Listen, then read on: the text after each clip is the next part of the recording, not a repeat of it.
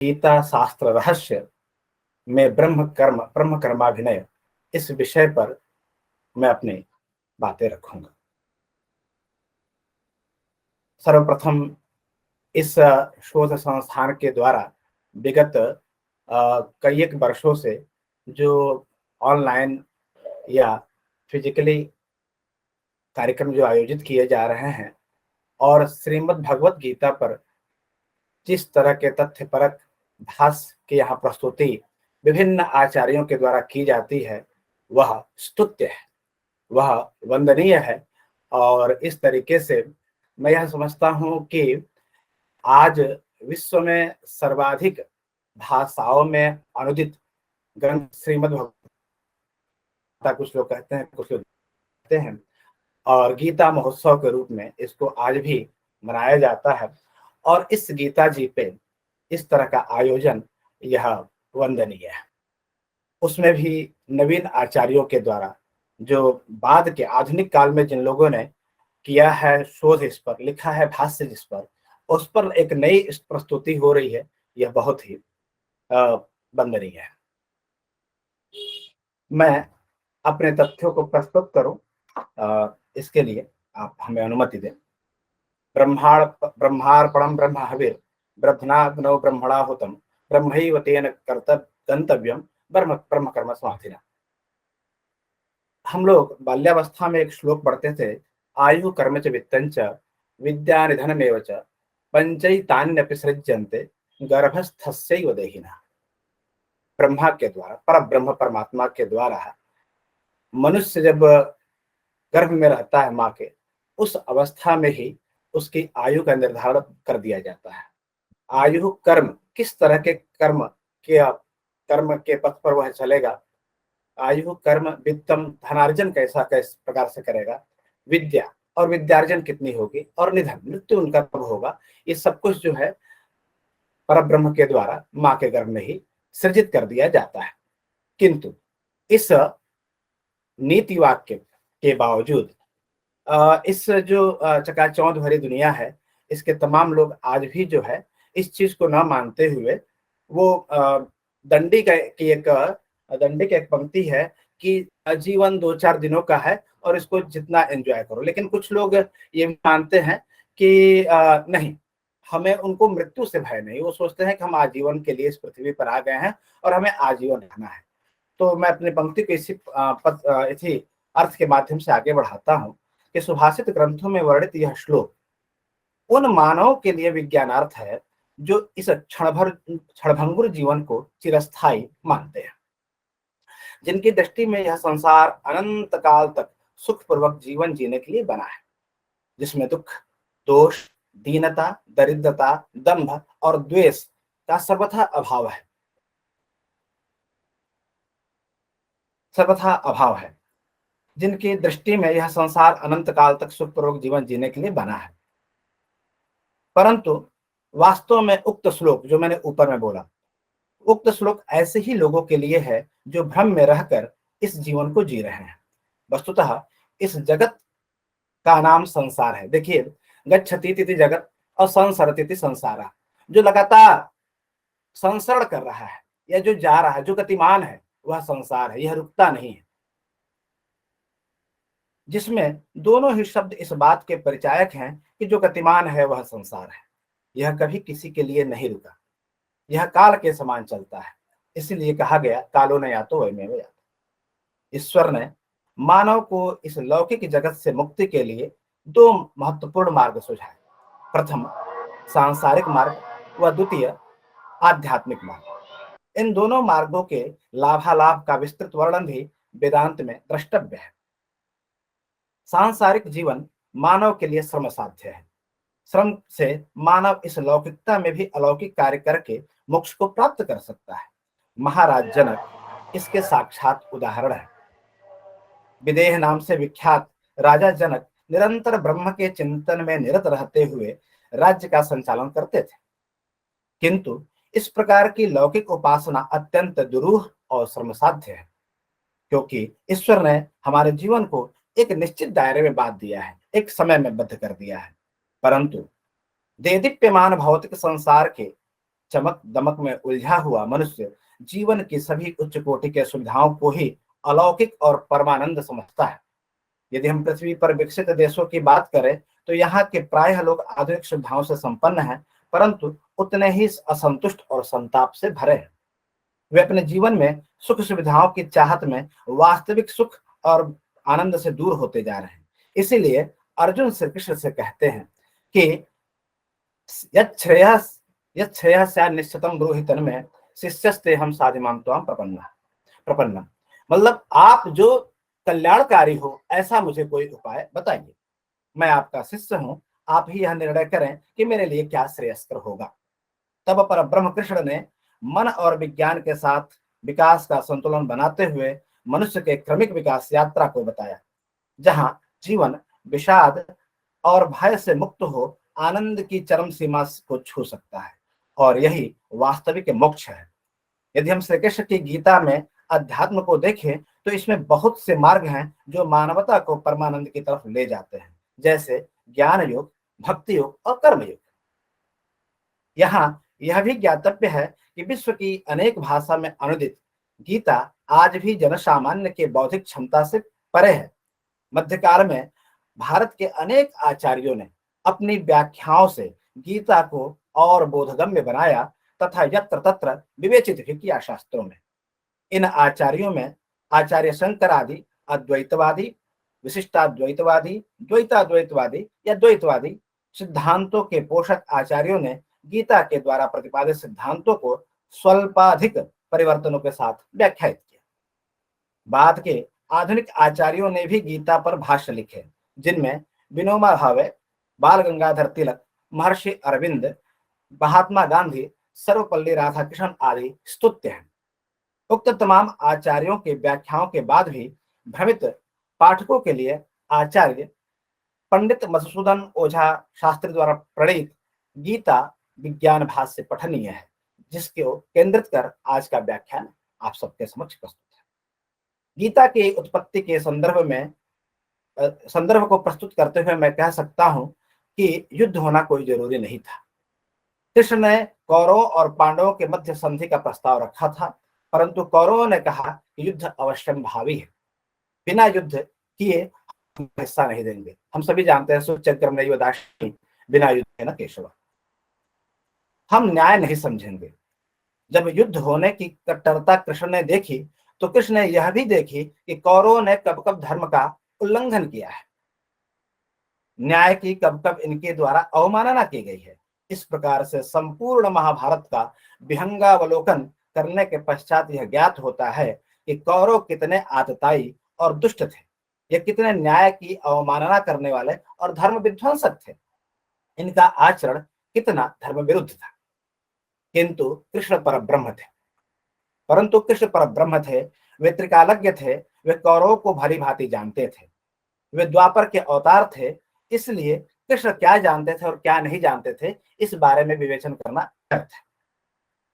वह तो सर्वज्ञ थे, उनके स्मरण में भी सब कुछ बातें थीं, किंतु कुरुक्षेत्र में जब गांडीव रखकर के विषाद ग्रस्त हो अर्जुन कहता है कि दोनों सेनाओं के मध्य हे कृष्ण मेरा रथ खड़ा करो, सेनयोर्भयोर मध्य मध्य रथम स्थापयाम्यच्युत।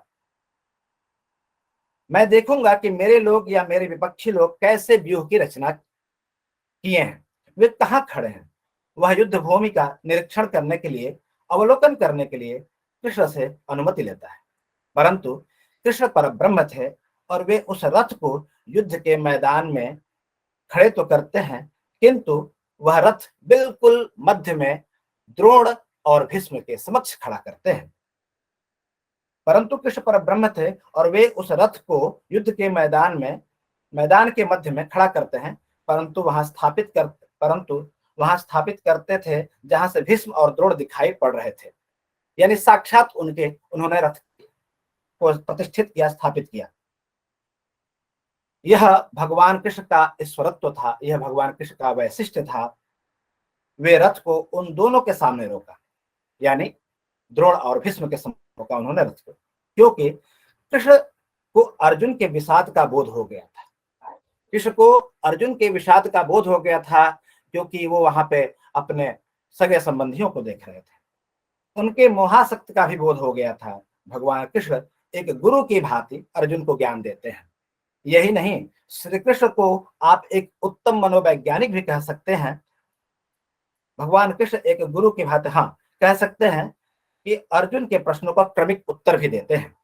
हमको इनको मारना पड़ेगा, ये हमारे सगे बंधु बांधव हैं जिन पर हमें बाणों की बौछार करनी पड़ेगी। ऐसा कौन सोचता है? ऐसा अर्जुन सोचते हैं कि हमको इनको मारना पड़ेगा। जब युद्ध के मैदान में खड़े होते हैं, इन पर बाणों की बौछार करनी होगी, जिससे इनकी मृत्यु हो जाएगी और हम राजपथ पर आसीन हो जाएंगे। ये सब बातें अर्जुन सोचते हैं, किंतु यह दुष्कर कार्य हमको करना पड़ेगा, यह दुष्ट कार्य हमको करना पड़ेगा, इससे हमको पाप हो पड़ेगी, यह अत्यंत घृणित और पाप मूलक है। यह कहते हुए अर्जुन रथ के पिछले भाग में बैठ जाते हैं। अर्जुन की इस प्रकार की स्थिति देखते हुए कृष्ण हंस पड़ते हैं और बोलते हैं कि तुम उन लोगों के बारे में ऐसा कह रहे हो जो दुष्ट हैं, जो दोषयुक्त हैं। असोच्यान्वशोचस्त्वं प्रज्ञावानाश्च भासते भाससे गतासून स नान सोचन्ति पंडिता। तुम इतने बड़े पंडित हो गए हो, जो तुम्हारे विरोध में है तुम उनके बारे में सकारात्मक सोच रहे हो। कृष्ण कहते हैं तुम उनकी चिंता कर रहे हो जिनकी चिंता तुमको नहीं करनी चाहिए। यहां तुम्हारे मारने से कोई मरने वाला नहीं है। इस ज्ञान से कर्म के प्रति, कर्म की ओर ले जाने के लिए ये तरह भगवान ने उनको वास्तविकता से परिचय कराया कि जिनको तुमने अपना सोच करके बाण चलाने से मुक्त होना चाहते हो, वो तुम्हारे अपने नहीं है, और जिसको तुम मारना चाहते हो वो तुमसे नहीं मरेंगे, मारने वाला कोई और है। और कृष्ण कहते हैं कि यहां तुम्हारे मारने से कोई मरने वाला नहीं है। यही जीवन की वास्तविकता है। आत्मा अविनाशी है। इसे बताते हुए कृष्ण मोह, ममता व माया से ग्रस्त अर्जुन को विनाशी और अविनाशी, नश्वर और अनश्वर के वस्तुओं का ज्ञान कराते हैं। वे जीव, जगत और जगदीश का अंतर संबंध को बताते हैं। जब अर्जुन आत्मा और परमात्मा के को समझ लेता है तो जीव की अवस्थिति को समझ लेता है, और तब इसे ज्ञान होगा कि तब यह आगे यह नहीं कह सकता कि कौन मार सकता है और कौन मर सकता है। भगवान सब कुछ सोचते हैं कि जब जीव जगत और जगदीश का बोध हो जाएगा अर्जुन को, तब इनको वास्तविकता का बोध हो जाएगा और फिर इनकी मोह खत्म इनका हो जाएगा। इस प्रकार वह श्लोक आता है, नैनम छिन्दन्ति शस्त्राणि नैनम दहति पावक न चैनम क्लेदयन्त्यापो न शोषयति मारुत। आदि श्लोकों के माध्यम से भगवान ने अर्जुन को प्रेरित किया तथा उसके भ्रम का निस्तारण किया गया, जिससे अर्जुन के विषाद की जो पहली जिज्ञासा थी कि मैं मारूंगा और ये लोग मर जाएंगे, यह नष्ट हो जाता है। यही ज्ञान योग है और इसको सांख्य योग के नाम से भी गीता के 2वें अध्याय में विवेचित किया गया है। इसके बाद कर्म आता है कर्म का, जिसके बारे में कहा जाता है कि गीता में जो कर्म योग है, जिसमें अर्जुन को युद्ध के लिए प्रवृत्त होना है, किंतु क्या यह ज्ञान का मार्ग अपनाए, क्या वह ज्ञान का मार्ग अपनाए अथवा कर्म का मार्ग अपनाए? क्योंकि ज्ञान मार्ग बहुत नियमित होता है। ज्ञान मार्ग में बहुत सारे नियम है, शैलियां हैं, उनको पालन करना पड़ता है और वो कठिन है। इसलिए इसका निश्चय बुद्धि योग को करना पड़ेगा। ज्ञान योग और कर्म योग के बीच में एक बुद्धि योग भी है, जिसका वर्णन मधुसूदन ओझा जी ने किया है अपने ग्रंथ में। बुद्धि योग के संबंध में गीता शास्त्र रहस्य में गीता की पंक्ति के ही माध्यम से कहा गया है, न कर्मणाम नारंभ न कर्म पुरुषोस्ते न च संन्यासनादेव सिद्धिं समधिगच्छति। अर्थात ज्ञान योग बिना बुद्धि योग के सर्वथा बेकाम की चीज है। यह ज्ञान का मार्ग बहुत कठिन है। कहते हैं कि ज्ञान का मार्ग कृपाण के धार पर चलने जैसा है। हम लोग कठोपनिषद में पढ़ते हैं, क्षुरस्य धारा धारा निशिता दुरत्या दुर्गम पथः तत्कवयो हन्ति। और गोस्वामी जी ने क्या लिखा है? गोस्वामी जी ने लिखा है कि ज्ञान पंथ कृपाण के धारा भरत परत खगेश हो नहीं पा रहा। यानी ज्ञान का जो पंथ है वह कृपाण की धारा के समान है। कर्म का मार्ग एक ऐसा मार्ग है जो बिना कुछ किए हुए अनायास ही मनुष्य से जुड़ा हुआ है। जरूरत है तो बस इसके रहस्य को नजदीक से समझने की और इसको समझकर इसे अपने हर कार्य में अमल करने की। अपने कार्य को संपूर्णता देते हुए जब मनुष्य अपने मन को आध्यात्मिक बनाएगा, तभी वह श्रेष्ठ कार्य कर पाएगा। कहने का अभिप्राय है कि आध्यात्म हमें सीधे मन से जोड़ता है। आज मनुष्य सबसे ज्यादा गतिशील है, कर्मशील है। श्री कृष्ण की गीता जो कर्मयोग के माध्यम से कर्म के रहस्य को समझाती है, वह आज के वर्तमान जीवन में मनुष्य के लिए सबसे ज्यादा कारगर सिद्ध हो सकती है। यह हजारों साल पुराना ग्रंथ हमें आज के आधुनिक जीवन में जीने के लिए नया दृष्टिकोण दे सकता है। नहीं कश्चित क्षणमपि जातु तिष्ठत्य कर्मकृत कार्यते ह्यवशः कर्म सर्वः प्रकृतिजैर्गुणैः। अर्थात प्रत्येक व्यक्ति को प्रकृति से अर्जित गुणों के अनुसार विवश होकर कर्म करना पड़ता है। मनुष्य अपना गुणधर्म के अनुसार फल पाता है और काम करता है। ये प्रकृति गुण उसमें परिवर्तनशील भी होते हैं। जब मनुष्य का मन प्राकृतिक गुणों के कारण विचलित होता है तो वह अपने काम को संपूर्णता से नहीं कर पाता है, और इसका मुख्य कारण है हम लोग कार्य करते हुए उसके लाभ हानि के विषय में सोचने लगते हैं। निष्काम भाव की बात कर रहे हैं। अपने कार्य को सिर्फ फायदे के लिए करना, इन सबसे मनुष्य का अहंकार और प्रतिस्पर्धा की भावना से युक्त होकर कार्य करना, जिसकी वजह से मनुष्य हमेशा चिंता से ग्रसित और भयभुक्त रहता है। कोई काम अपने आप में छोटा या बड़ा नहीं होता, बस जरूरत है अपने कार्य को बिना उसमें आसक्त हुए करने की, अर्थात बिना फल की चिंता करते हुए उसमें अपना पूर्ण लगाना। विवेकानंद ने कहा है, मनुष्य के चरित्र का निर्माण उसके अच्छे या बुरे कर्मों से होता है। जब हमारा मन लाभ हानि के विचार से दूर होकर कोई कार्य करेगा तो उसके परिणाम भी अच्छे होंगे और आपको एक आत्मसंतुष्टि मिलेगी, क्योंकि आपने अपने कार्य को पूजा बना लिया और आप अध्यात्म से जुड़ गए। आज मनुष्य क्षत्रिय के समान अपने रोजमर्रा की जिंदगी में अर्जुन की तरह लगा हुआ है। बस समझने की जरूरत है कि वह अपने काम को कैसे बिना आसक्त हुए अंजाम दे सकता है, यानी कि बिना फल की चिंता किए हुए लाभ हानि की व्यर्थ चिंता से दूर होकर काम करना, जिसके आप एक अध्यात्म की तरफ अग्रसर होंगे और एक मानसिक स्वास्थ्य को पाकर जीवन में परम आनंद को प्राप्त होंगे। गीता में जब अर्जुन श्री कृष्ण से कहते हैं, हे भगवान, उस परम सत्ता को पाने के अनेक मार्ग हैं, जैसे ज्ञान और भक्ति भी, तो आप मुझे इस युद्ध में क्यों धकेल रहे हैं? इस पर भगवान श्री कृष्ण कहते हैं, हे अर्जुन, तुम क्षत्रियों में श्रेष्ठ हो और तुम्हारा धर्म है युद्ध लड़ना। तुम इस काम को ही तल्लीनता से कर पाओगे और यही तुम्हारे लिए उचित मार्ग है। इसी मार्ग से तुम उस परम सत्ता तक पहुंच सकते हो। चलो उठो और युद्ध करो। तुम बिना फल की चिंता किए हुए युद्ध करो, इसी में तुम्हारा हित छिपा है। तुम ये सोचो मत कि कौन मेरा संगी साथी है, कौन पारिवारिक सदस्य है। ये मत सोचो कि इनको मारकर मुझे सत्ता भोगने का क्या आनंद आएगा। तुम युद्ध के बाद होने वाले लाभ हानि की व्यर्थ चिंताओं में न पड़ो। तुम बिना आसक्त हुए अपने कार्य करो। तुम जो चाह रहे हो उस परम ज्ञान को प्राप्त करना तो इसी मार्ग से प्राप्त होता है।